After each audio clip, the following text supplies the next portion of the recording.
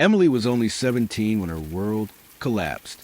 She had just finished her junior year of high school and was saving money working part-time at a bakery in her small Alabama town. Soft-spoken, bookish, and careful, she was the kind of girl who never got into trouble. But none of that mattered when the headlines screamed her name in connection with a brutal murder. On the night of June 12th, the body of 4-year-old Lily Thompson was found behind a dumpster behind an apartment complex. She had been missing for 3 days. The town was in shock. The police were under pressure, and the only person they could link to the scene was the last person to babysit Lily, Emily Walker. The evidence was thin. Emily had watched Lily the weekend before she disappeared. She had no criminal record, no history of violence. But in a small town where fear moves faster than truth, she didn't stand a chance. They questioned Emily for hours.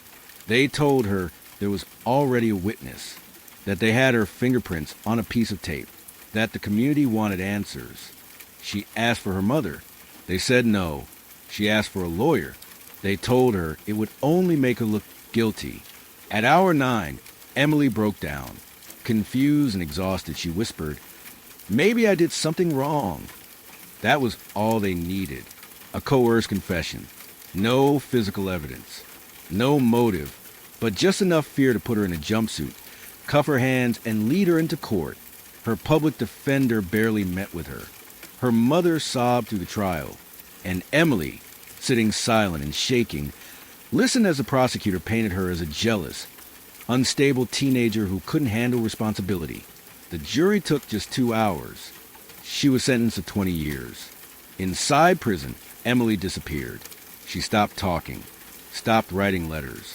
The other women called her Ghost Girl because she never smiled, never yelled, never cried. But the truth didn't stay buried forever.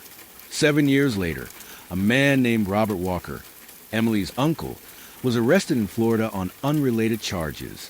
A routine DNA test entered into a national database matched samples found under Lily Thompson's fingernails.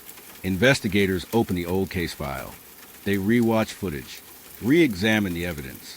It all came crumbling down.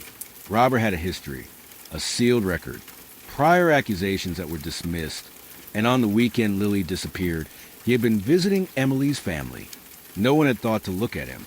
No one had questioned his presence. Emily's coerced confession was all they needed, and it was all they wanted.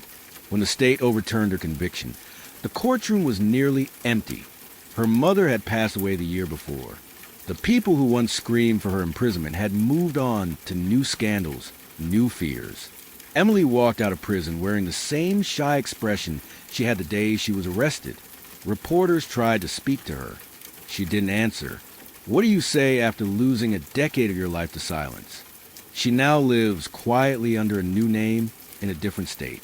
She doesn't talk to the press, doesn't go online, but her case is now studied in law schools, featured in documentaries, and used in training manuals for wrongful conviction awareness. They called her the girl who broke. But Emily was the girl they threw away, and she survived. Too many stories like Emily's go unheard. Don't let silence win. Share, comment Justice for Emily, and subscribe for real stories the system tried to bury.